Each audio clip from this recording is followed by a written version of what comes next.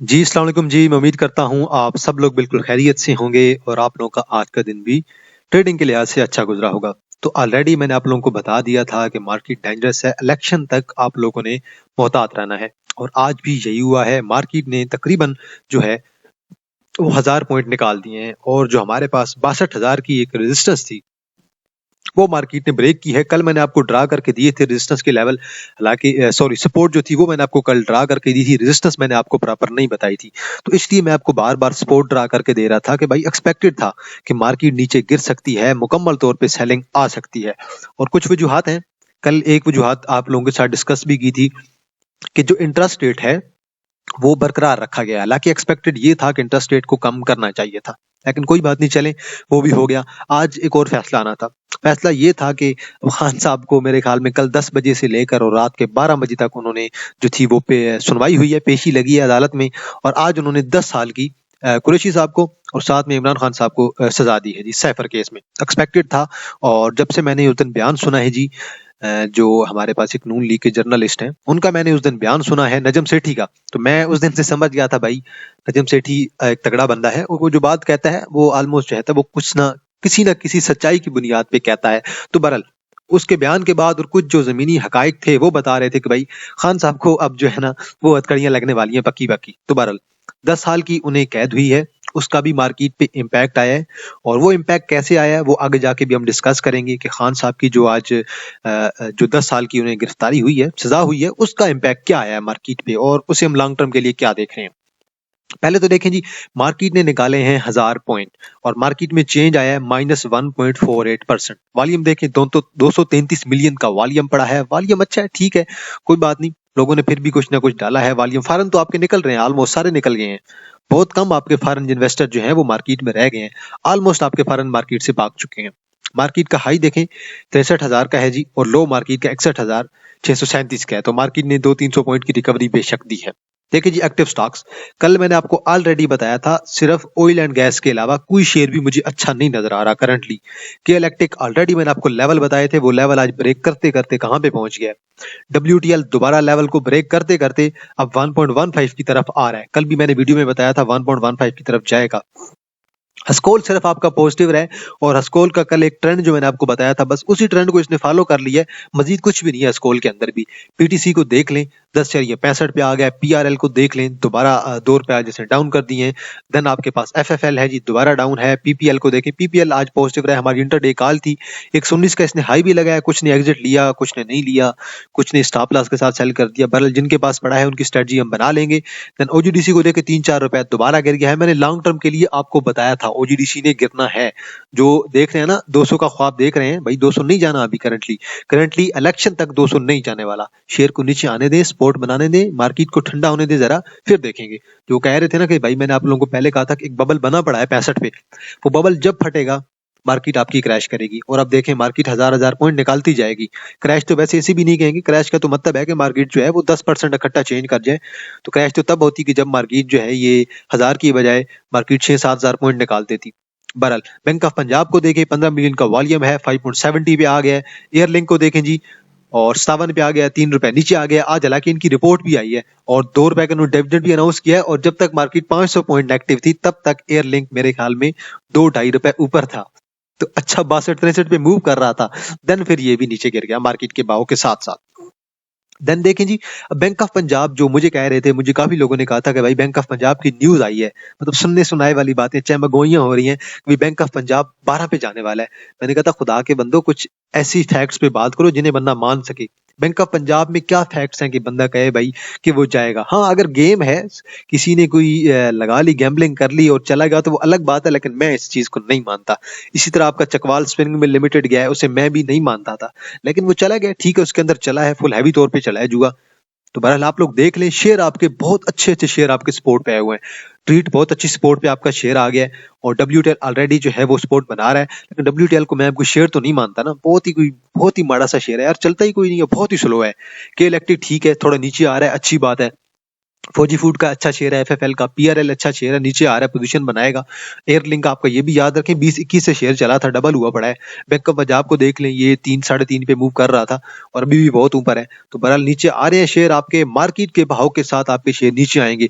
Index ने अगर support न दी मार्केट को, आपके शेयर नीचे गिरेंगे मजीद। देखें जी, बाकी यहाँ पे अगर कोई शेयर आपको अच्छा नजर आ रहा है वो भी देख लें। एफटीएमएम फर्स्ट स्ट्रीट मैन्युफैक्चरिंग मुडारबा है जी आपका, ये भी देख लें। आज जैसे लोअर कैप लग गया, कल अपर कैप में था, तो अच्छी बात है। देन आपके पास हिफा है, देन आपके पास जी पीकेजीआई है, देन आपके पास चकवाल स्पिनिंग मिल लिमिटेड है, लोअर लाख लग गया। देन आपके पास कोसम है जी, कोहिनूर स्पिनिंग मिल लिमिटेड कहाँ पे पहुंच गया 3.13। जो 5 में शेयर घूम रहा था वो 3.13 पे पहुंच गया। और अब मुझे लग रहा है कोसम जो है, इसका नेक्स्ट टारगेट जो है वो 2.70 है। कोसम 2.70 पे लाजमी आने वाला है। बहरहाल आप लोगों ने अपना एनालिसिस कर लेना है जरूर। आगे चलते हैं जी, आज जरा शेयर से हट के बात करेंगे और कोशिश करेंगे कुछ फैक्ट्स की बेस पे कि वो फैक्ट्स हमें क्या कहते हैं कि मार्केट किस तरफ जा रही है। के इलेक्ट्रिक पे वॉल्यूम देखें जी 52 मिलियन, डब्ल्यूटीएल पे वॉल्यूम देखें 29, हस्कोल पे 24 मिलियन है, पीटीसी पे 23 है, पीआरएल पे 19 है, एफएफएल पे 19 है, पीपीएल पे 18 है, ओजीडीसी पे 17 है, बैंक ऑफ पंजाब पे 15 है और एयरलिंक पे 14 है। आगे चलते हैं जी और जरा देखते हैं कि आज सर्किट ब्रेकर्स आज हमें क्या कहते हैं।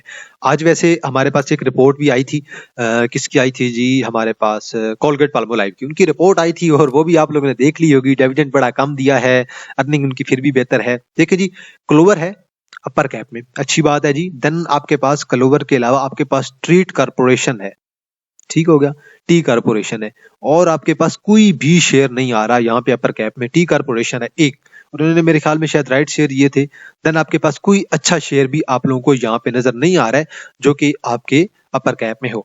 लोअर कैप को देखते हैं जी, लोअर कैप में आज बहुत कुछ है, अच्छी बात है जी। लोअर कैप आज भरा पड़ा है जी। एग्रीटेक लिमिटेड है, अच्छी बात है। देन हमारे पास चकवाल स्पिनिंग मिल लिमिटेड है, और देन हमारे पास फर्स्ट स्ट्रीट मैन्युफैक्चरिंग मुडारबा है, देन हमारे पास गमून है, देन हमारे पास MIRKS है जी, मिर्क्स है, 42 पे आ गया, मजीद नीचे आ सकता है 32-36 की तरफ। देन आपके पास PRL है, बहुत अच्छी बात है। पाक सुजुकी तो अब 609 पे ट्रेड करेगा। और देन आपके पास नीचे आ जाए, देन आपके पास स्ट्रीट बैटरी लिमिटेड है जी, और देन आपके पास यूनिलीवर है। तो बहरहाल अच्छी बात है, आपके अच्छे अच्छे जो शेयर हैं वो सारे नीचे आते जा रहे हैं, पोजीशन बनाते जा रहे हैं। आप लोगों को देखना है किस शेयर के अंदर किस प्राइस पे बाय करना है और किस शेयर को हम लोगों ने इग्नोर करना है। आगे चलते हैं जी और देखें जी, पहिया आज हमें क्या कहता है। मार्केट ने तकरीबन हमारे पास 950 पॉइंट निकाले हैं, वॉल्यूम 233 मिलियन का है, कोई बात नहीं, मुकम्मल तौर पे सेलिंग का वॉल्यूम है, बाइंग का वॉल्यूम कम है। तो बाइंग तब होती है जब लोग जो होते हैं वो विलिंगनेस होती है कि भाई अब हम इसे ना वो बाय कर रहे हैं अपनी मर्जी से। लेकिन जब सेलिंग आ रही होती है, तब जब लोग बाय कर रहे होते हैं, तो वो लोग जब भी बाय कर रहे होते हैं वो लोग एवरेजिंग करने के लिए मोस्टली बाय कर रहे होते हैं, या फिर इंटरडे वाले बाय कर रहे होते हैं। तो एवरेजिंग के लिए जब भी बाय किया जाए, इसका मतलब है कि मार्केट में सेलिंग आई है। लेकिन जब आप लोग न्यू पोजीशन बनाते हैं और पोजीशन को होल्ड करके रखते हैं, उसका मतलब है कि आप बाइंग बना रहे हैं, आप शेयर को मजीद ऊपर की तरफ देख रहे हैं। देखिए जी, कमर्शियल बैंक, बैंकल हबीब, बैंकल फला, एमसीबी चल गए हैं, बाकी सारा आपके जो बैंक्स हैं वो सारे उड़े पड़े हैं। ऑयल एंड गैस में आपका सिर्फ पीपीएल थोड़ा सा पॉजिटिव है, बाकी सारे उड़े पड़े हैं। फर्टिलाइजर आपका उड़ा पड़ा है, बहुत ज्यादा ओवर बात हुआ पड़ा था फर्टिलाइजर, ऑयल एंड गैस, अब इन्हें नीचे आना चाहिए। सीमेंट आपका सारा ओवर बात था, अब नीचे आ गया। पावर जनरेशन में सिर्फ आपका हब चला है, छोटे मोटे डाउन है। टेक्नोलॉजी में आपका सिस्टम चल गया है, टीआरजी आपका डाउन है सिस्टम के अंदर। वैसे कल हमारी इंटरडे कॉल थी, हमने तकरीबन 390-94 की ऑर्डर लगाया हुआ था और मेरे ख्याल में आज 402 का हाई लगा है, तो हमारा कुछ ना कुछ प्रॉफिट आ गया है। ऑयल एंड गैस देख लें, सारे का सारा डाउन है, केमिकल सारा डाउन है, ऑटोमोबाइल में आपका मिलर ट्रैक्टर डाउन है, फूड आपका सारा डाउन है, इन्वेस्टमेंट में दाऊद वाले डाउन है, फार्मा आपका डाउन है, टेक्सटाइल आपका सारे का सारा उड़ा पड़ा है। देखते हैं जी, ये देखें जी जरा, यहां से लेकर यहां तक सेलिंग स्टार्ट हुई है और सेलिंग जाती गई है नीचे तक, और यहां पे जाके थोड़ी सी बाइंग आई है। तो बहरहाल ये कोई 5-10 मिनट की बाइंग थी, उसके बाद दोबारा मार्केट ने दोबारा सेलिंग दिखाई है और मुकम्मल तौर पे मार्केट हमारे आज सेलिंग जोन में रही है। कोई इंटरेस्टेड नहीं था बाइंग में, लोगों में मुकम्मल पैनिक था। वो पैनिक कैसे फैलाया गया वो भी हम आगे जाकर डिस्कस करेंगे। एमसीबी ने ऐड किए 31 पॉइंट, रफान ने ऐड किया 10 पॉइंट, देन हब ने ऐड किया 10 पॉइंट, बैंकल फलाह ने 8 पॉइंट, देन पीपीएल ने 7-8 पॉइंट, निशात मिल लिमिटेड ने 3-4 पॉइंट ऐड किया, देन एआईसीएल ने 2-3, देन इंडस है, और देन एचजीएफए है, देन हमारे पास एसएचएफए शिफा है। तो बहरहाल एचबीएल ने निकाले हैं जी 22 पॉइंट, एसएनजीपी ने 23, पीएसओ ने 33, यूबीएल ने 35, टीआरजी ने 45, पाड़ी ने 50, एंग्रो ने 62, मिजान बैंक ने तकरीबन 65 पॉइंट, ओजीडीसी ने 69 पॉइंट, कोलगेट ने 78 पॉइंट निकाले हैं। देखें जी, कोलगेट रेगुलर बेस पे आप लोगों का डाउन आता जा रहा है। अब आप लोगों ने देखना है कोलगेट को कहां पे बाय किया जाए। बहरहाल कोलगेट के बारे में मैं आपको इतना कहूंगा कि कोलगेट जैसे ही आपकी मार्केट गिरेगी, कोलगेट नीचे आएगा। आप बेशक यहाँ पे कोलगेट सर्च कर लें, और कोलगेट अब मार्केट के साथ साथ नीचे आता जा रहा है। आज इनकी वैसे ईपीएस इतनी अच्छी नहीं आई और रिजल्ट्स भी इतना अच्छा नहीं आया, क्योंकि डिविडेंड की एक्सपेक्टेशन इनके साथ अच्छी थी। 25 रुपए का डिविडेंड आया है और एक्सपेक्टेड लोग क्या कर रहे थे कि डिविडेंड ज्यादा आएगा, तो बहरहाल डिविडेंड इनका कम आया है और अब शेयर आ रहा है जी दोबारा, उम्मीद है 1350 की सपोर्ट पे। तो 1380-90 की सपोर्ट है, देन इसके बाद मजीद सपोर्ट इसकी बनेगी 1250 की। तो बहरहाल अभी ये स्ट्रॉन्ग नीचे आने वाला है। और एक्स डेट इसकी देखिए जी कब की है, एक्स डेट इसकी यहाँ पे मेंशन नहीं है, तो जब इसकी एक्स डेट होगी, फर्ज करें वो मार्च के महीने में होगी, तो देन मुझे लग रहा है कि मार्च तक ये शेयर आपको जो है वो 1300 तक मिल जाएगा आराम से। तो अभी इसे मजीद डाउन जाने दें और स्लो स्लो एक्यूमुलेट करते जाएं। इसी तरह जी आपके पास मिलर ट्रैक्टर लिमिटेड है, उसे भी देख लेते हैं।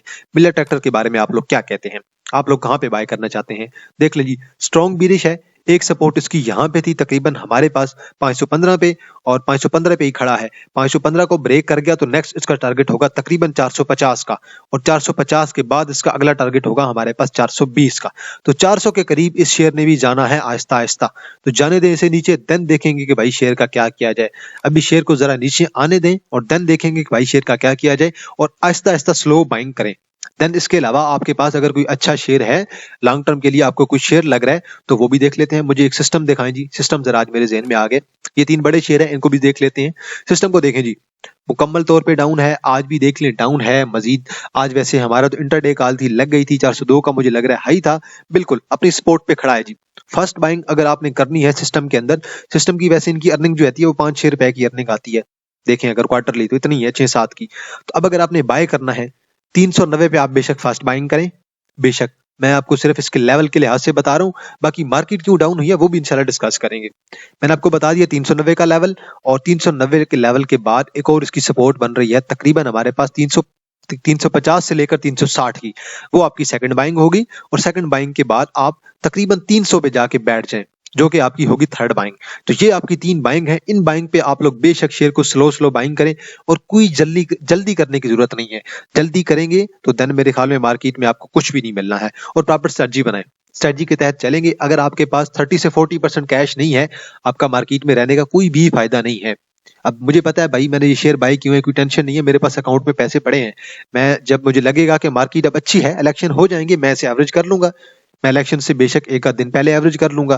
तो बहरहाल ये चीजें भी देखा करें। तो बहरहाल इलेक्शन का जब रिजल्ट आएगा, देन आपको कुछ ना कुछ हद तक बाइंग नजर आएगी।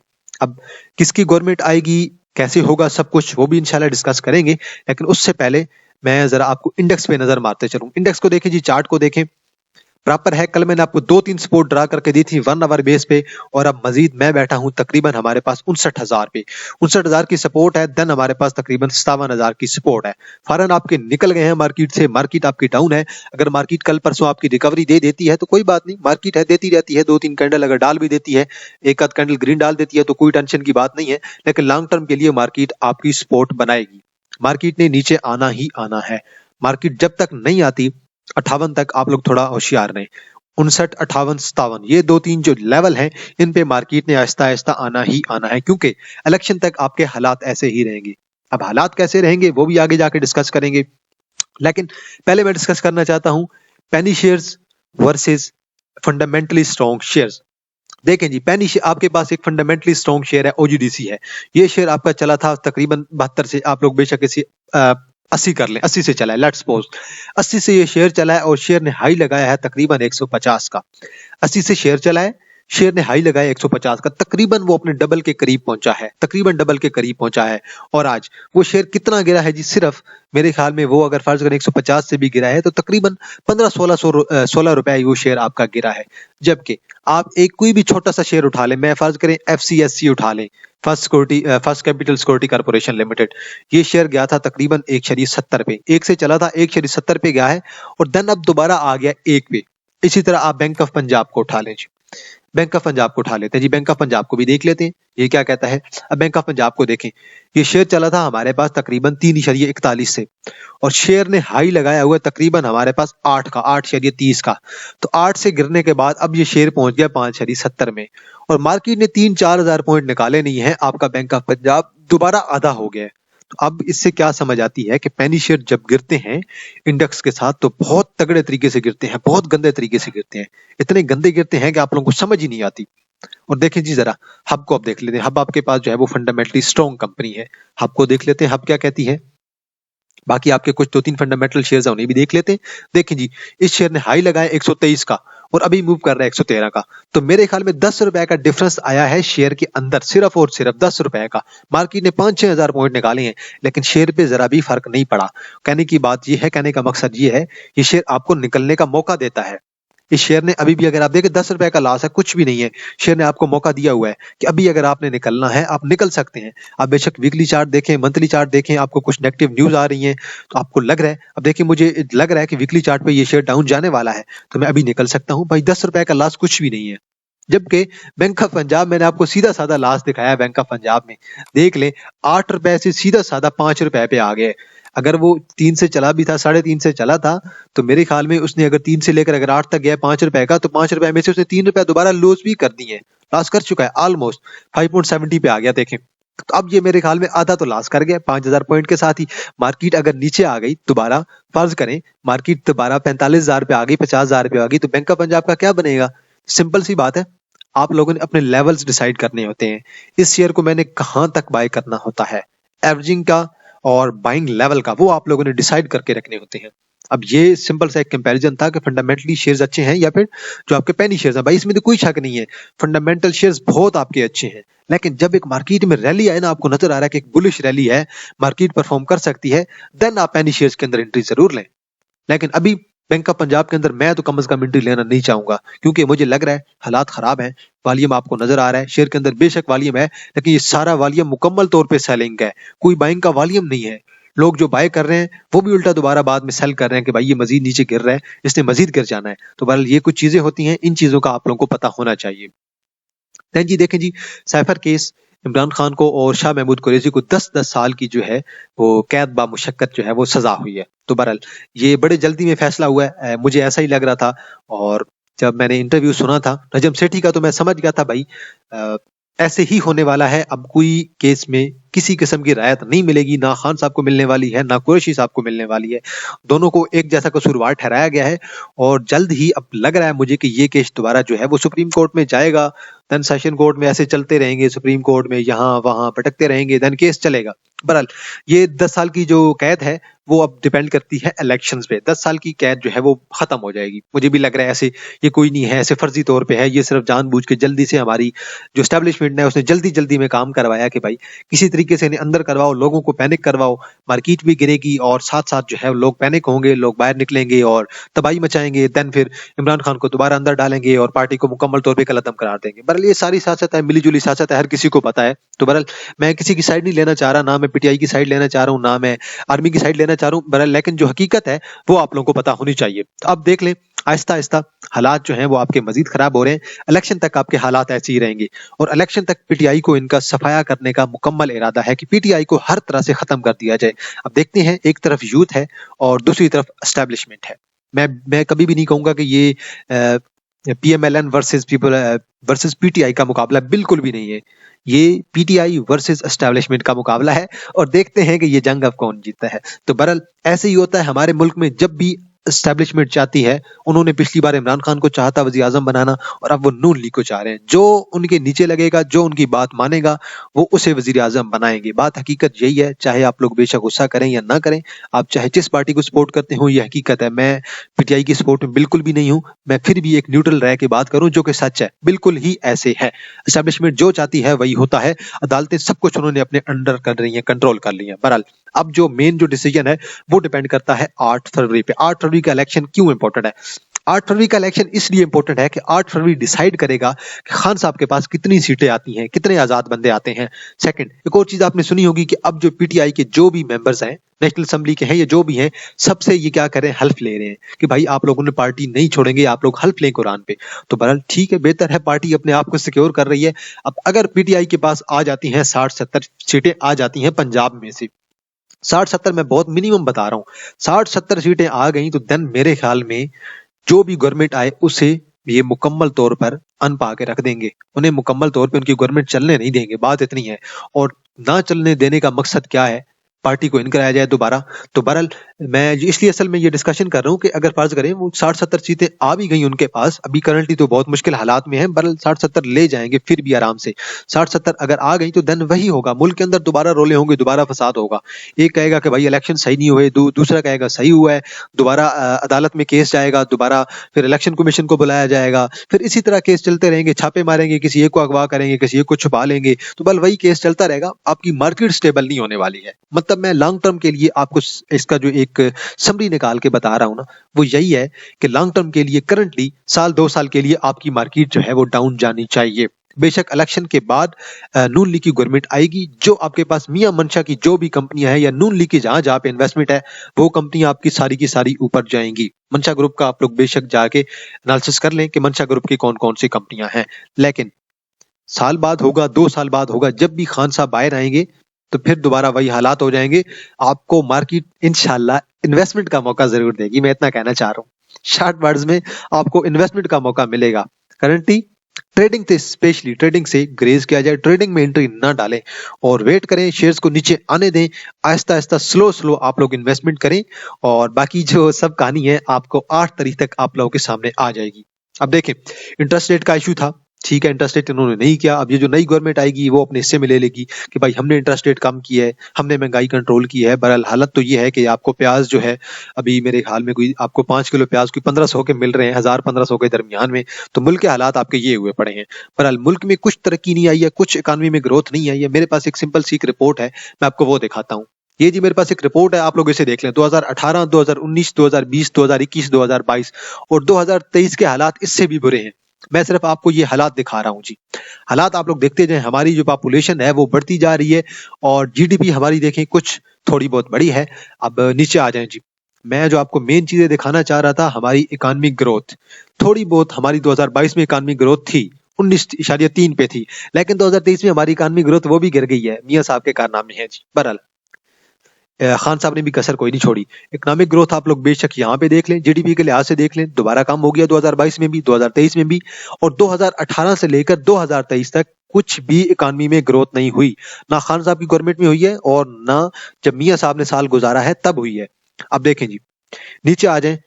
हमारे पास कंजम्पशन हमारी बढ़ती गई है, हमारे पास फिक्स्ड इन्वेस्टमेंट हमारी कम हो गई है उल्टा। एक्सपोर्ट्स हमारी देखें, एक्सपोर्ट्स हमारी कम हो गई है उल्टा, और हमारी इंपोर्ट्स देखें 15.7, 7.6, -5.1, 14.5, ये कोरोना का दौर था, और देन आपके पास देखें 11। इंपोर्ट्स आपकी उसी तरह ही है, इंपोर्ट्स आपकी थोड़ी बहुत कम हुई है, लेकिन एक्सपोर्ट्स आपकी जो है वो कम हो गई है। देन आपकी इंडस्ट्रियल प्रोडक्शन आपकी कम हो गई है, अनएम्प्लॉयमेंट मजीद बढ़ गई है। ये 5.8 पे थी ना 2018 में, 6.3, और अब मेरे ख्याल में ये बहुत ज्यादा हो गई है आपकी।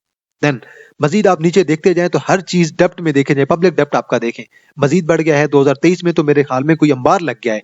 इन्फ्लेशन आपकी देखें जो कि 2021 में आपकी 12 थी, 2022 में 24.5 पे है, और 2023 में ये मेरे ख्याल में कोई 30-35 को क्रॉस कर गई होगी।